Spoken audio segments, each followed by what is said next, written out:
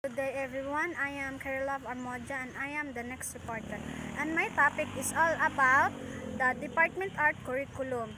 The Department Art Curriculum uses the discipline-based art education or DBA approach to primarily teach art concepts like art history and technical skills such as accuracy. And art examples are usually inspired by works of national artists directed drawing, copying, and painting that measures dexterity, neatness by Philippine indigenous tribe. So the DepEd art curriculum uses discipline-based art education or DBA. DBA is a comprehensive approach to teach the art concept like art history and where the art came from and why is it called art. The lessons in art subject came from or inspired by the real world artists and their arts like drawing, painting, sculpture, and anything in the art. And mostly kani sila is kanang mga Philippine indigenous people. And then next is you will notice in MAPI textbooks that they have always art, history, and culture embedded in the lesson because to ensure that learners are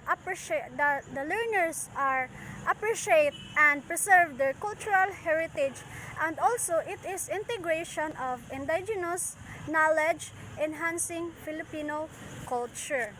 And DBA is also ideal for integrating other disciplines such as language, math, and science.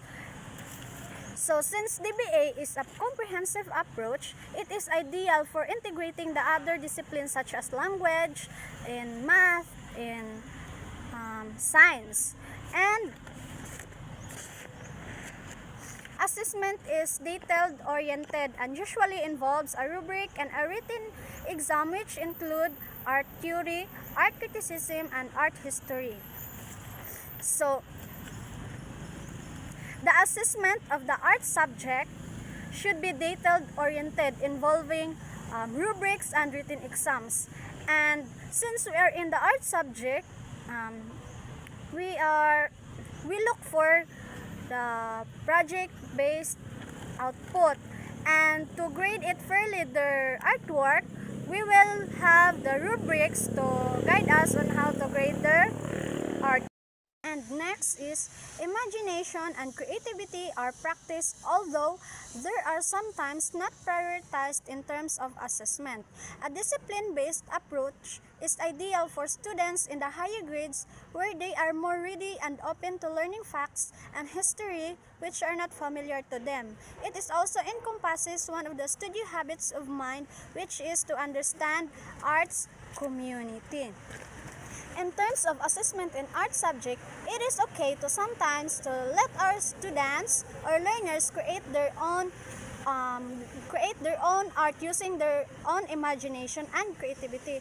But as we are guided by the DBA approach or discipline-based art education approach, we should not let them prioritize it because as they learn more, they should open and ready for the facts, for learning the facts that is not familiar to them. Like, for example, we will assist them to draw a vase that reflects the cultures of Umayamnons as a comprehensive approach and encompasses them to the one of the studio habits of mind, which is to understand the arts community of the Umayamnons. And we will let them how their work reflects on the art community of Umayamnons. Through this, we just not follow by the discipline-based art education approach, but we also integrate the understanding of arts community. And next is the passage. The passage says that teachers must be exemplars of our way of life. They must be artistic and able to improvise, free of preconceptions, and forever expecting the unexpected.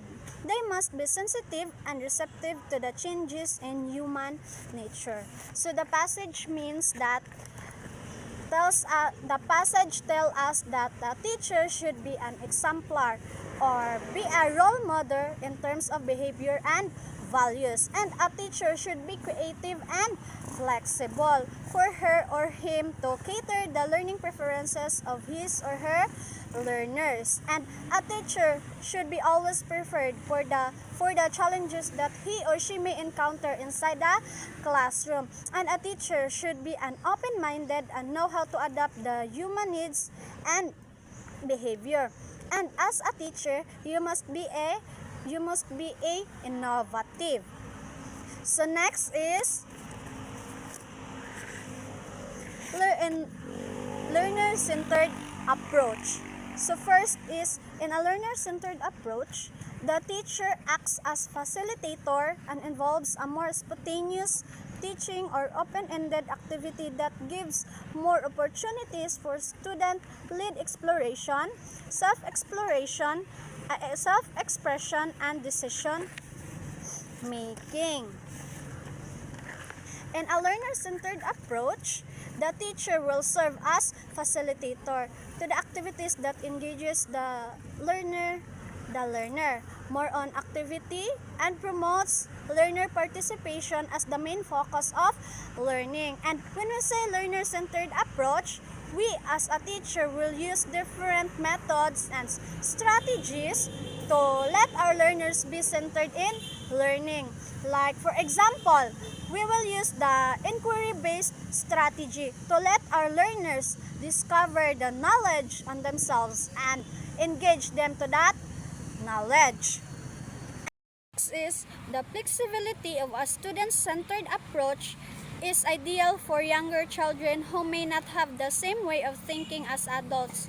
So why do you think the flexibility of student approach or learner-centered approach is ideal for younger children? Because a learner-centered approach is flexible, especially for younger children, because they work using their own imagination that brings out their creativity, and because they are tend to depend more on their own imagination rather than making an art inspired by others. And next is number 3.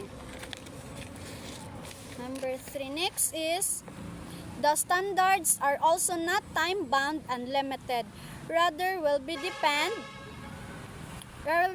dependent on the child's individual progress and interests. The teacher gives into more unintended ideas and actions of the students. A good example of this is teaching for artistic behavior or TAB, wherein students are encouraged to work with the theme and medium that they want in so-called media centers, paint centers, drawing centers, and clay centers. So since we will let the young minds make their own work, we cannot expect that they finish it on time, because creating an imaginative art wall will takes time, especially for them, especially for their chosen interest. A good example of this is the teaching for artistic behavior or TAB, as mentioned earlier by my co-reporters, wherein the learners are encouraged to work with the theme and medium they want in such materials like paint and clay in their so-called media centers, such as paint centers, drawing centers, and among others. Next is a learner-centered approach is also ideal for teaching children with special needs who have different levels of skills, needs, interests, and responses, especially when teaching in mixed-level classroom.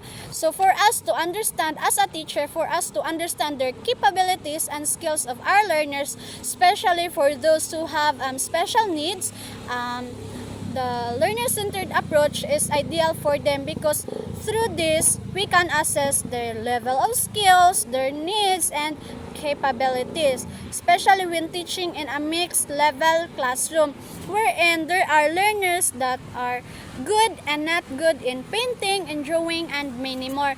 And for those other children that have that have other special needs, through art is they can express their feelings, their thoughts, and they cannot speak the what they feel, but through art is they can express of what they feel. So thank you, that's all.